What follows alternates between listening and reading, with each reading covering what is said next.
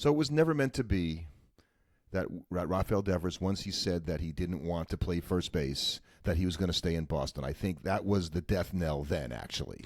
Which just really raises the question of what happened when you went out and signed Alex Bregman this offseason. Because now that when you think back on that signing, it is baffling now. I think that's really a good point, and I like the Red Sox didn't know what they were doing, or they didn't. They had such a bad read on Devers, right? That they're like, yeah, he'll totally be okay with this. When up until this point, the thing is, he's been very consistent. He's been like, no, I'm a third baseman. I don't want to play first base. I want to play third base. And now, I think pretty much out of spite to the Red Sox, he's like, yeah, I'll play first base for the Giants. Yeah, I'll play anywhere the team wants me. Right? Yeah, is what he said with the Giants, and I think you can't say that the Red Sox, and by the way, no, they've made some deals here themselves internally by sending down Christian Campbell, who was going to be the Rookie of the Year about 20 minutes ago and now is in AAA, and they bring up Roman Anthony, who has hit his first home run as a pro, but is having his difficulties getting going. So they've got some young bats, trying to survive the loss of Christian Cassis. That was why they asked him to play first base in the first place. And they just didn't handle it well, and I give Alex Cora a lot of credit.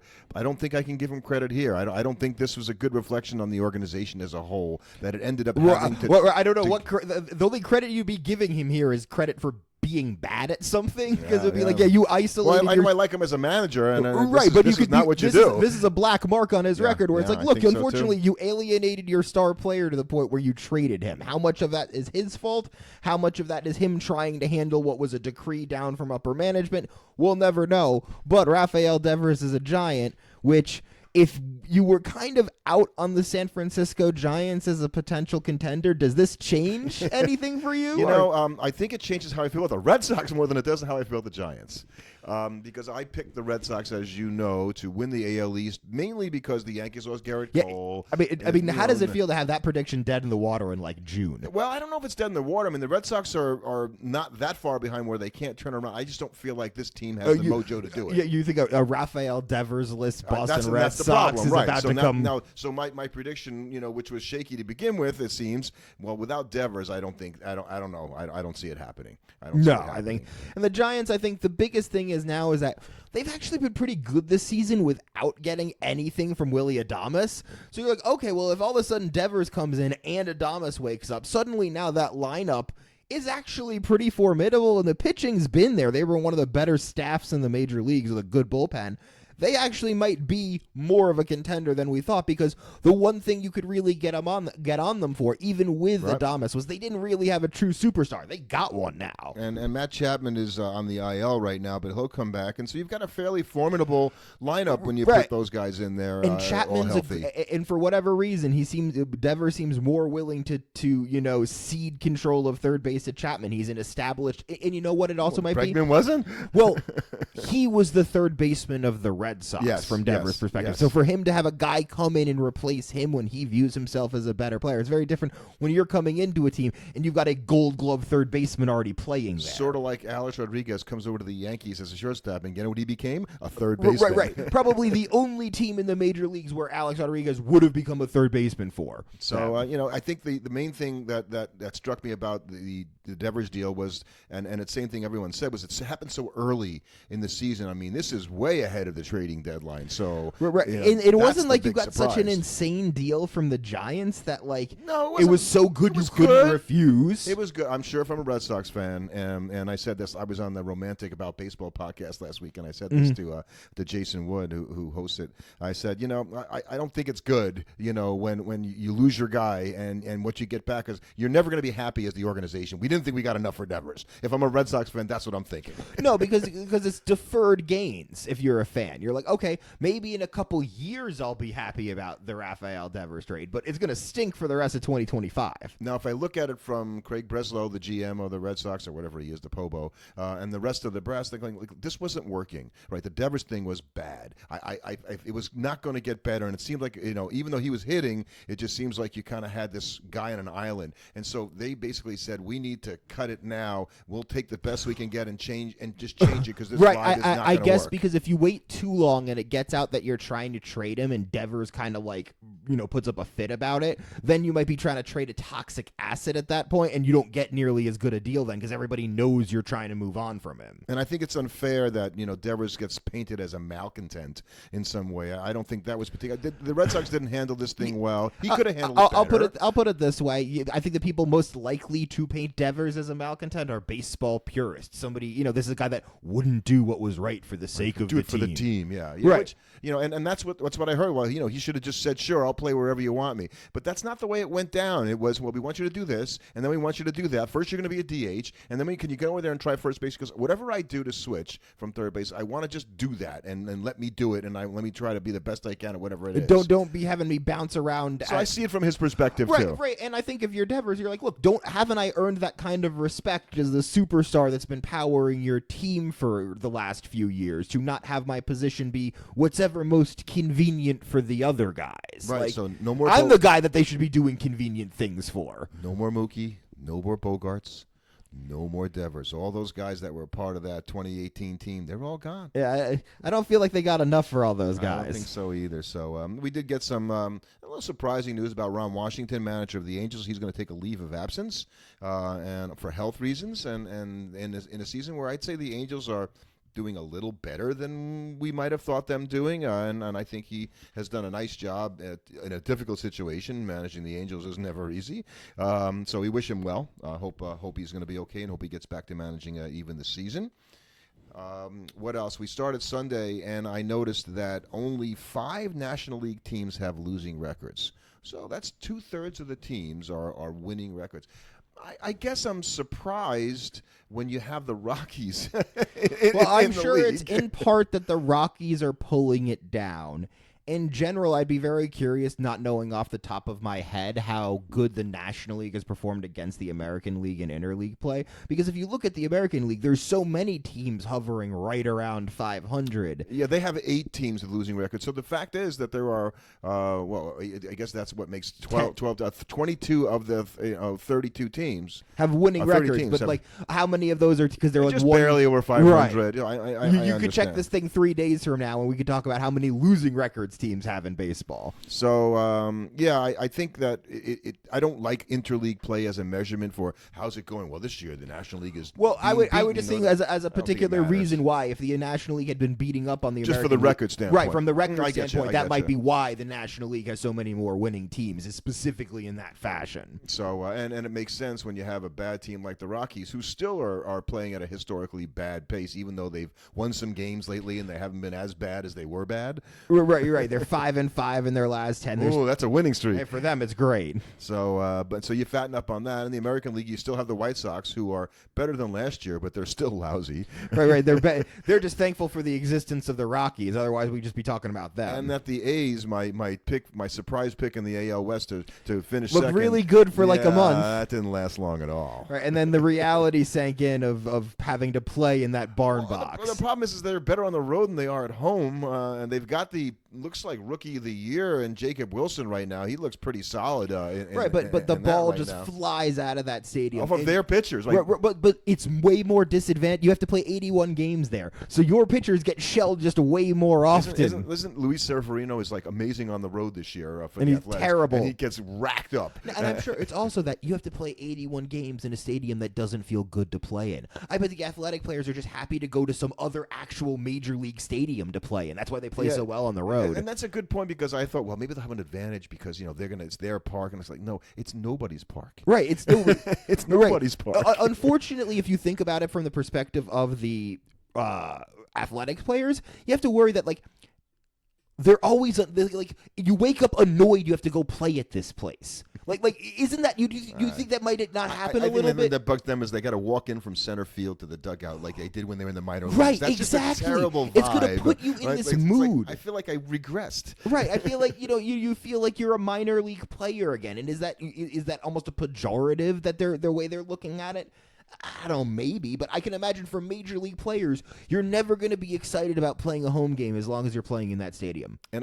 Right, and I didn't mean to say it this way, but it's not like this is going to be only this year. They've got like 2 more years there at best. And the problem is this is the kind of thing that could get worse. Well, it could, because if the stadium in Vegas doesn't get built on time and all that. Because think about it. The thing is if all the other free agents now are looking at this, right, and they're noticing, if you're a free agent pitcher, like, I'm going to go to Sacramento, and I'm going to get shelled worse than if I was in Colorado. Are you kidding? I'm not signing to go play there. No, now you're not going to. Now you might get some batters, but you're not going to be signed. And their biggest issue is they can't pitch. So they've given up 459 runs, which is wild when you think about the only other team that's up there in the 400s with them is the Rockies. They're the only 2 teams over 400, and they're well over 400. Well, I'm just thinking that the teams that are getting ready to go to Oakland, like this week, I think I don't know if they're entertaining, but they're going to get the Dodgers. Where they got Cleveland early this week, and then the Dodgers later on. The Dodgers got to be licking their chops, going, "This is a hit fest." Right, this is great. And then we're going to do that. And speaking of the Dodgers, they're one of their minority owners. Basically bought the Lakers for $10 billion, which is the most for any franchise ever, making everybody in all sports giddy with excitement if you're an owner, because they broke the barrier. Okay, we got that one. The next one is triple digits, Right, now it's going to be about who's going to get the first $20 billion deal on a sports franchise. And because it's a lot of private equity guys that are involved in obviously buying teams and doing stuff now, the Rays, sensing a moment in Tampa, Tripp Miller, who's a hedge fund guy, is made an all-cash offer for the Rays, but it was like $1.7 billion. It's like a little bit more meager. But you know what? I think less. if we're ranking franchises on the prestige levels, that would be about the difference between the Los Angeles Lakers and the Tampa Bay Rays. Would they still be the Tampa Bay Rays, or would they be moving? No, I don't know if there's any problems. I don't get the feeling they're trying to move them out of the area, but if you buy the team and you do what the heck you want. Well, the thing is, when you buy the team, you're buying a team without a place to play right now. Well, until next season. Until next season. But okay, yeah. But then they're back. But they're back. The season. So people are looking at it, going, the Rays aren't that far behind the Yankees in the AL East. What if they won the division and they got the World Series? You had a World Series in Steinbrenner Field. Oh God. The Athletics come back on a surge. You have the Athletics versus the Rays and the ALCS. It's like the worst shot ALCS of all time. I'm not counting on that happening. No. So. What else did we see this week? Well, we saw I think we saw Cal Raleigh become the first player to hit 30 home runs, and he's potentially going to set the all-time catcher home run record for a single season, because he's on pace to hit like 62. Yeah, he's on pace to have the best season offensively for a catcher in the history of Major League Baseball. That's a big statement. And it has to be driving you wild as a Mariner fan that you're second into the division. You're barely above 500. You finally have a breakout offensive season from somebody, and it still doesn't matter. And it's not like he's doing it in a bandbox, by the way, in Seattle, playing half his games there. That's a tough ballpark to hit in. So, that makes the accomplishment, I think, even more so. So good on him, and we look forward. He is on pace for something like a 9-war season or a 10-war season. I think you've seen that from a lot of guys. James Woods is putting together a fantastic campaign over there for Washington. Yeah. James Wood, sorry, not the actor. But yeah, James Wood is he's on pace for like a 7-war season, which is exactly what Washington needed to see. Is this guy the superstar that's going to be the cornerstone in the middle of our lineup going forward? And yeah, it pretty much looks like he is. We've said it before, right? That deal they made to trade Juan Soto brought back a lot of assets. Mackenzie Gore, James Wood, I think C.J. Abrams. That one is worth. Wow. Right. Wow. The one that was before that, I think the Trey Turner deal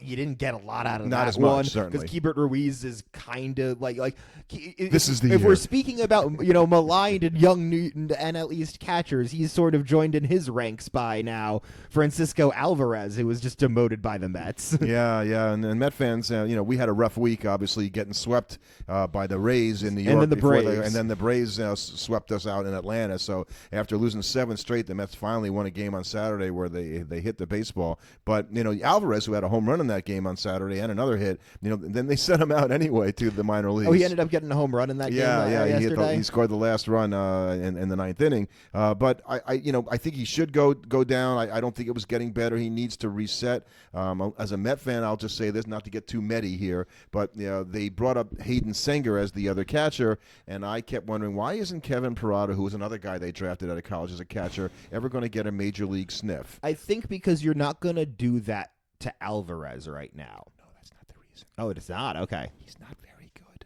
Oh. He's just not very good. So, they should Parada. This is the time when you would bring up a guy like Parada. He's just not hitting well. He's just not doing enough in Double-A, and I'm disappointed as a Met fan because I started asking the question today: is this guy a bust? Well, I think as a pick. That's something that He's 23, just so to it's stick kinda on harsh. stick on the Mets for a second. That is something you're kind of concerned about because now you've got Beatty, Vientos, Acuna, Mauricio, Alvarez, your whole crop of young players, and not one of them has matured into a guy that can hit above 240. Nothing to say. You're right. I mean, you think about, we got to get Vientos back. It wasn't like he was burning it up either. Right. So it's like one of those guys. Like that was the thing as a Met fan. You're like, okay, obviously not all of them are going to hit, but one of them's going to develop. You figured you had a player. It's like you're kind of concerned right now as a Met fan that none of them might be players. Oh, I am very concerned. I'm a Met fan. Right. So, and I'm also concerned that the Braves, who swept the Mets over the last week, they lost Chris Sale, so that's sort of like, oh, that's interesting. They lost that, but Ronald Acuna Jr. He's got an ops higher than Aaron Judge right now. He's for been this season. playing unbelievable. But despite all that and their great run recently, they're still 6 games under 500. 10 games behind the Mets and the Phillies as right. we play here on Sunday. I think the Mets and the Phillies are probably like, okay, we might have to deal with them in the postseason. You're probably not too worried about them becoming a threat in the divisional race just because of the way that they would have to break down over the second. As a Met fan, I will never trust the right. Braves but not to do something. I think if you're the other wild card teams, you're definitely going to have to deal with the Atlanta Braves in that wild card race. Losing Sale is a big deal. We don't know for how long. He's on the 15-day IL, but he fractured a rib. So who the heck knows? Like, okay, do you pitch in 2 weeks or a month? It's going to be how he feels. Yeah. Is it a bad cracked rib? You don't even know. And let's see, just a couple of other things. Oh, I wanted to talk to you about this because we saw Shohei Ohtani go back to the mound. I think he's going to pitch here again on Sunday. He's going to as an opener, and he did that, in his past game. And is he really going to go back and be a full two-way player and DH and get a start every 5th or 6th day? Is that what you're feeling is going to happen?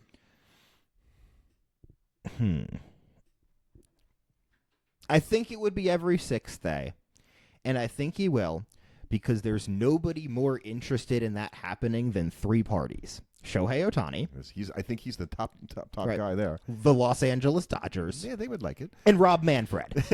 Because all of them would like nothing more than to him to go back to being the two-way player that he was, because it's such a selling point for baseball. I can't see anybody. The only reason would be is if the Dodgers because the thing is, if the Dodgers got worried enough that if they had to shut him down from pitching again, he wouldn't be able to hit. So, and maybe I'm crazy to say this, right? Because you can't have that. The guy is such a hitter. Why couldn't he potentially be like a relief pitcher, and he only has to throw 1 inning or something like that? He doesn't have to bulk up to be able to throw 5, 6, 7 innings at 100 miles an hour. I know the guy wants to pitch. Let him pitch. Does he really have to be a starter? He becomes your closer. I didn't want to say it. It would be electric because baseball would love it. And he's in the game all the time. You never have to bring him in. Right. Now you got to put the guy who's on the mound out in left field, or no, he's a DH, so you couldn't do that. No, I'm wrong. You couldn't do that. So he's a DH. Because he can't come in. So as soon as you make him the pitcher, I don't know what happens. He just becomes the pitcher. DH Now your pitcher has to bat going forward. Yes, that is what happens. You're right. I did see that. So that would be what would happen. Now, so I mean, it would be for baseball. It would be fun. I think that ultimately he's going to pitch unless the Los Angeles Dodgers are concerned that the injury and a sustained injury from pitching would keep him from hitting, and then they might have to talk to him to be like, look, we can't risk losing you completely for the sake of 40 innings. I still agree with that. Unless they're like they have concrete medical stuff to prove that like, hey, pitching is going to cause this, you're not going to convince him to not pitch. One thing that tells me he was going to pitch is the fact that he only has 11 stolen bases this year, right? And he had 59 last year. We're almost halfway through the season. Yeah, he might not so get 30. Clearly, he's like, and he shouldn't run like that if he's going to do all that other stuff. Yeah, okay, he showed us last year. Yeah, I'm not going to pitch. I could run. I can steal bases. I could do this. You could steal 59 bases and hit 54 home runs. You crazy man, you. Yes. And so I think the fact that he's not doing it is also a sort of indication that he's going to keep pitching and pitch. Probably as you say as a starter every 6 days. They're still waiting for Sasaki to come back, are the Dodgers, but it doesn't bother them. They still got a lead. They're fine. I think for the Dodgers, the thing that they're probably happiest about this season was sort of the downfall of the Arizona Diamondbacks. The fact that they really haven't had to deal too much with them this season. Like the Diamondbacks have they've started to play better recently. But losing Corbin Burns is just ginormous. Right. The Dodgers are like, cool. That's sort of a weight off our back that we don't have to deal with. I think that things like that make a big difference, and not that that's in a newsflash, but no Corbin Burns. Right. I don't trust that team because I'm now. sure if the Dodgers are just like, okay, yeah, like we don't have to think about that. It's like because you could probably if your Dodgers like, okay, they're probably still more afraid of the Padres than they are of the Giants, right? But even then, I think they're not afraid of the Padres because of what they did to them in the postseason last year. They actually had a pretty tight series with the Padres with guys getting hit last week. That was really fun. The Padres found a way to lose that series. They did. And after talking as much trash as they did, I got to think that Dodgers team has to feel invincible against the Padres until proven otherwise. They don't play each other again until August, too. That'll be a fun series. That's going to later in the season. That should be something. So, yeah, but they're still comfortably ahead. The boring Cubs also are still comfortably ahead, and they had Sammy Sosa back in Wrigley Field for the first time in who knows when, 20. The rumor that the wind was blowing out at Wrigley and they told Sammy to come so he could hit home runs is not true. But it was nice to see him, back there. I'm hoping they're going to bury the hatchet because certainly one of the greatest Cub players of all time, and he basically was just not in touch with the organization at all. Well, he had a lot of issues. Oh yeah, he had a lot of issues. Well, he had on the field stuff and off the field stuff. Yeah. Well, I would still say he's a beloved Cub. So and when you bring a guy like back into the fold, I think that's a good thing. And the other thing I saw, one other thing about Ohtani I saw this week is could Ohtani break Barry Bonds' record for most MVPs? Well, he's got 3. He's got 3. I think he's got 3. I think he's got 3. So he needs 4 more, I think, to tie Bonds. That's 7, right? Bonds has 7. I don't think he's going to break 7's a lot. 7's a lot. 7's a lot. Because the thing the weird thing about Bonds was the way he won them. Is because he won the 3 so early in his career. Then he didn't win any for a super long time. And then he won a bunch in a row. And retired while he could still conceivably be winning them. Yeah, or wasn't hired. Right. I think would be forced retirement. More of the thing to talk about. So we're going to talk about a stat that I've been kind of following this week, but I wanted to mention one thing, and I wrote a piece about college baseball that's going to come out soon. And so it's been a really good College World Series, but I wrote I just can't get into College World Series and talk a little bit about when we had this conversation off air, what you thought might be the reasons. Well, it's somewhat changed now because you've had Paul Skeens now go through the college programs, but I think the biggest issue for the College World Series, at least when I was growing up, is why would I watch something when I was going to be watching a tournament filled with none of the players that were going to the major leagues? Like maybe one guy from the College World Series was going to go to the major leagues. It's more now than it was then. It's more now, but back then it was like maybe one guy, and he wasn't going to be good. Because if you were any good, you were already on a pro team at that point. So it became, and they didn't play, like the metal bats thing doesn't bug me that much because it's just like, okay, yeah, I think when we spoke with John Nagowski, he was like, they're not going to be able to hit. And he was a former major leaguer saying if you put these 18-year-old kids with wood bats against 22-year-olds, they're just going to strike out all the time. And I'm like, yeah, that's a good point. So I think it's the fact that you're not watching anybody you're excited about. When you watched this year's NCAA tournament for basketball, if you're a basketball fan, you knew, oh, hey, yeah, Cooper Flagg for Duke. That Cooper Flagg guy, he's going to be a pro. Yeah, I want to watch him. You don't get that with college baseball. I think, or you don't know who the pros are going to be when you watch college, whereas in the other sports. And it's a series. In basketball and football. And it's a series. And that has more implications than you think. Because, yeah, you could maybe get me to watch one game of LSU Coastal Carolina. or whoever they're playing. It's Coastal somebody. That's Coastal Carolina, and the guy pitched a 1-0 complete game shutout last night. You can get me to watch one game of that. I'm not going to sit down and watch 2 games of that, okay? Well, I feel bad for the Arkansas kid who what was the guy's name? He Gage Wood. He threw a no-hitter, and just a third no-hitter in College World Series history with 19 strikeouts. But then Arkansas lost the if game in horrible fashion with some questionable decisions, not making a double play at the end of the game, throwing to third, and then the guy hits a fly ball to left field, and the left field slips and misplays it. 2-run score. They walk off and lose to LSU. Arkansas was sort of like the favorites in everybody's mind that they were going to go. And they lost in just excruciating fashion. And so they try to say it's a great turn, but again, you mentioned the ping. I don't like the ping. I think it just doesn't sound the sound like of the bat. Baseball. Yeah, I like it if I'm watching I also wrote about high school baseball. I like it in if I'm at the game and I'm in that that venue. But watching it on TV between two teams who look, I don't care about LSU or Coastal Carolina. If my alma mater USC was in it all the way, yeah, I'd watch as anybody would if you have some interest in the team itself. Right. I think that's the biggest issue. So I don't think it's there. So I wanted to do a quick check on what I saw this week as a good stat to sort of follow, because it helps you evaluate who's having unluck or bad luck and good luck when it comes to quality of contact. So xwOBA, which is expected weighted on base average. And what's good about this as a statistic for people that haven't really engaged with it before is it looks at the hitter's expected run production, the quality of the contact they're making, and it's removing their luck. By focusing on what the expected outcomes of what they're doing is,